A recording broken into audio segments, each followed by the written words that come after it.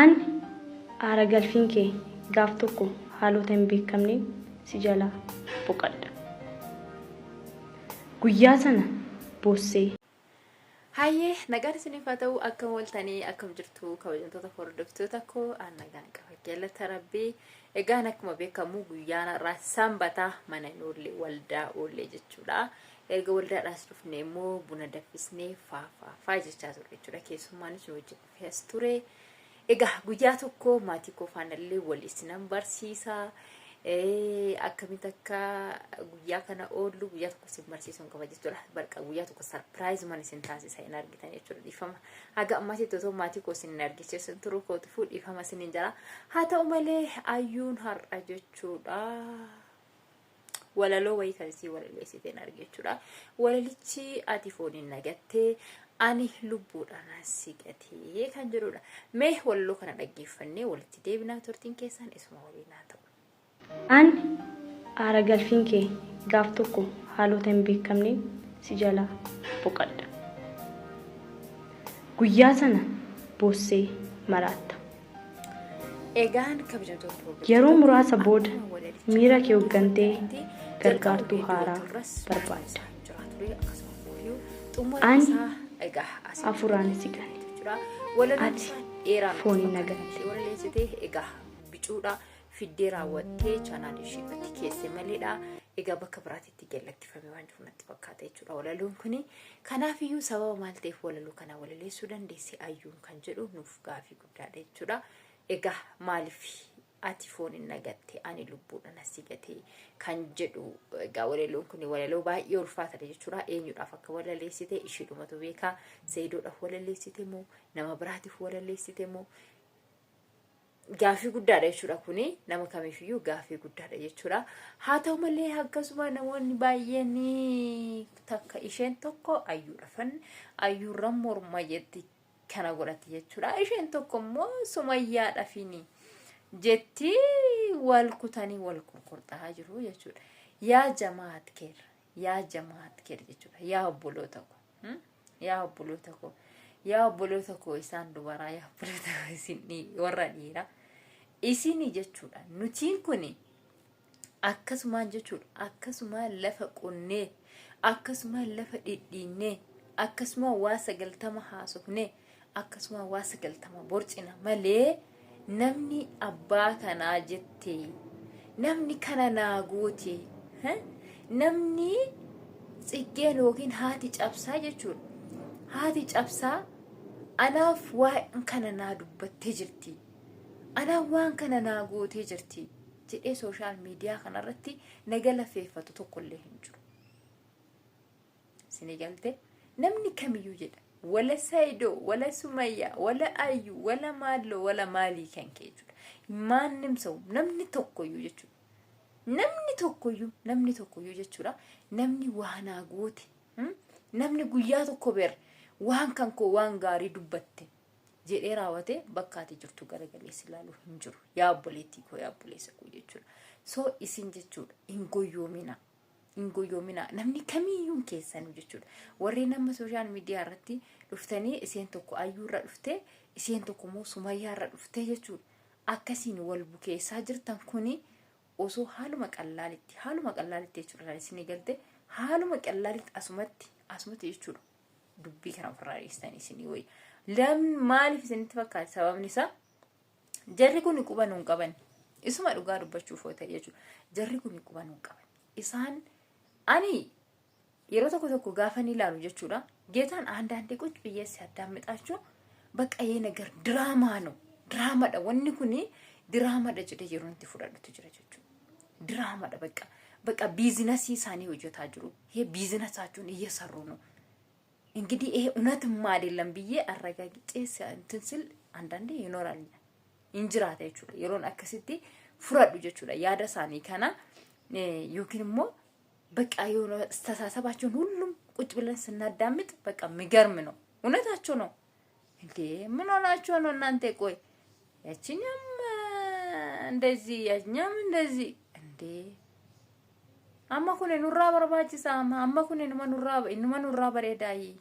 nurraa bareedaa kana wal gochuun keenya kun akkanatti wal foffoxeessuun keenya kun akkanatti wal bubbukeessuun keenya kun amma immoo nurraa bareedaayi.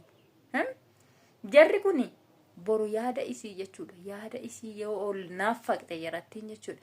Wal naaffaqanii wal yaadanii jechuudha. Isin galte wal yaadanii gaafa abiddi keessaa isiitti boba'e hundi isiitu yaada isii walitti deebiti. Ammaaf garuu hundi isaanii biizinasii mataa isaanii jechuudha. Hojii mataa isaanii hojjetaa jiru. Sijjamar jechuudha. Namni kamiyyuu innaa gar sooshaal miidiyaatitti sooshaal miidiyaa irratti gaafa waan tokko fidu la biizines ነው እንጂ ሌላ ነገር አይደለም። ለምን ያኛው ቪዲዮም ከታየ ቢዝነስ ነው። ብር ያስከፍላል እኮ ዝም ብሎ አይደለም። ብር ይከፈላል ማለት ነው። ዋንሰን አረቲ namni gaafa ilaalu ብር ይከፈላል። wanti sun waan sanatti itti fayyadam taati. Yerootti nama ajjaajaltee jechuudha. Siigale so ati jaajalusti. Utoo tajaajaluu baanne jechuudha. Amma nuti amma mataan keenya kuni isuma dhugaa dubbachuudha fi tajaajilaa jira jechuudha. Gogoonfamaa jira. Kanaaf iyyuu jechuudha. Walitti nama tokkoof jedhanii raawwatanii walitti bu'uu, wal loluu, wal qeequu, wal arrabsuu waan barbaachisu miti. Isinii galte maaliif hoo jettanii akkuma jalqaba irratti isinii hime har'a nuti waa 90 yoo dubbanne jechi keenya sun hin dhaga'amtu. Isaan gaafa fedhii isaanii jechuudha. Gaafa fedhii isaanii isiin lammataa dhattee fuudhettee rumtes isiin jalqaba turtes gaafa dhugaan isaanii baate yoo dhugumaan jarri kun jechuudha. Yoo dhugumaan dhugaatti walitti dhufanii nama boru waliin jiraatu ta'an yaada mataa isaanii walitti deebi'anii ilmoo isaanii waliin guddifatu jechuudha. So dhugaadha akkuma isheen takka yoo jettee baay'ee dubbanneef jirra, baay'ee lollee jirra, ishee malee jennee jirra, ilmaan kun urfatti hin badin jennee jirra, ilmaan faana rakkatte jennee jirra. Bakka situ balleessa jennee jirra Saidoodhanis balleessi kan keeti jennee jirra. Maaliif kana goote maaliif san goote inni dubbanne waa baay'ee dubbanne jirra jechuudha. Waan numti tokko wanti nu wafe tokko hin jiru. Gin manam wanti tokko wanti nuti odeessinu kuni in dhaga'amullee in mul'atullee jechuudha. Isuma dhugaa dubbachuudha.